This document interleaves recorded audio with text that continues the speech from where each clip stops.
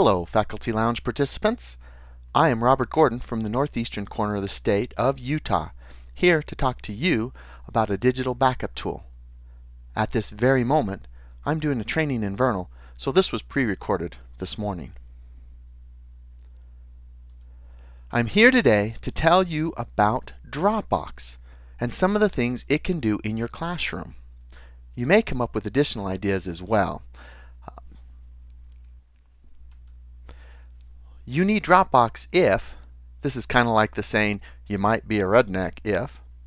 You need Dropbox if when you're working on a project, you email a copy to yourself so you can work on it from a different computer. You need Dropbox if you've tried to email a large file only to get a message or response that it didn't go through. You need Dropbox if you have a computer at school and at home, or you have a desktop and a laptop, and you want to keep those files in sync. You need Dropbox if you want to back up critical documents or images. So, what is Dropbox? Let me give you an example. Let's say you're at your school working on a parent letter, and you have to get it done and out to the parents early the next day. You want it done, but it's time to leave and pick up your child from soccer. You could work on it at home, but how do you get the file to your home computer?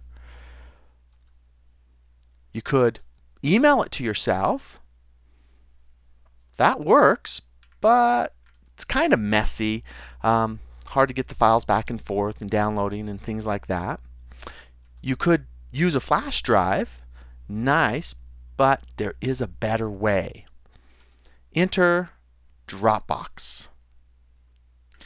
This service is both free and paid, and here's how it works. When you're typing on your computer at school, the file is automatically saved when it's in your Dropbox to the Dropbox website. Then it's also saved back to any other computers that you have linked to your Dropbox. So say you go home and you finish the letter, it gets synchronized back to Dropbox. Then back at school, that file went from your home computer up to the Dropbox website, and then it goes back down to your school computer, and it stays in sync at all times. Anytime you make a change, it goes back and forth to totally and always stay in sync for that file. Dropbox even will allow you for up to 30 days to go back in time and undo or go to different versions of that same document. Or even better, if it gets deleted, it allows you to go through their website and undelete a file. This is way cool and not heard of with any other products. Another feature of Dropbox is for large files to be shared. This is done through your public folder. Anything in your public folder has a public link. So this is a way of sharing files with non-Dropbox users. So here's an example. I was trying to send a photograph to the local newspaper, and they, even after 3 times of emailing the file to them, they couldn't seem to get it to work. So I simply went into my public folder, did a right click on the item. The contextual menu now has a special Dropbox menu. I simply copied the public link and then pasted that in the email and sent them the link to the file. You can even link or set up an entire website within Dropbox as well. Any files that are in Dropbox that you use the public link, you can post that link to sites such as MyUEN, UTips, and your school website. All 3 of those sites can have the same file linked to them, and you update the file on your computer and it's reflected on all 3 sites. Everyone gets the most current document. No more worrying about, oh, I forgot to upload it on that other site. It's not up to date yet. So that's just a wonderful use of Dropbox.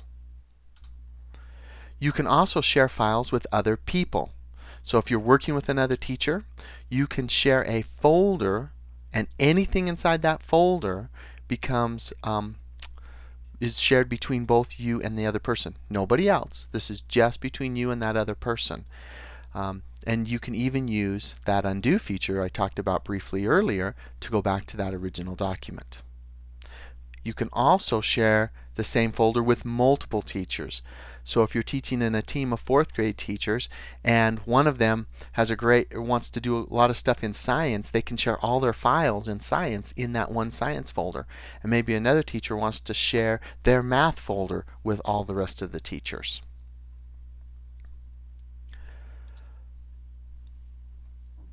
So how do you get an account on Dropbox? Well, there's a couple of things to know about Dropbox. First of all, the best way to get an account is to have someone refer you to Dropbox.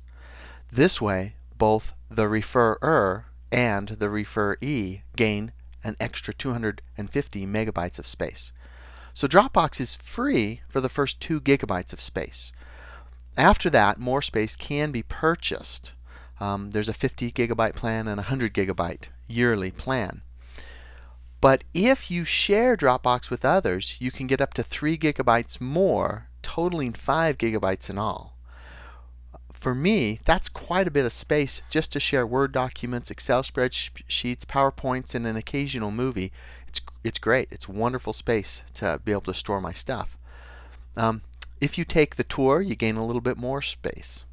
So just on a side note, I do have a friend that uses her Dropbox to back up her entire iTunes music library. She said that $99 a year was cheap compared to losing the data. The purchase is optional. It's free to use and see how well you like it. It's a great thing. So I have a special link set up on my MyUEN page.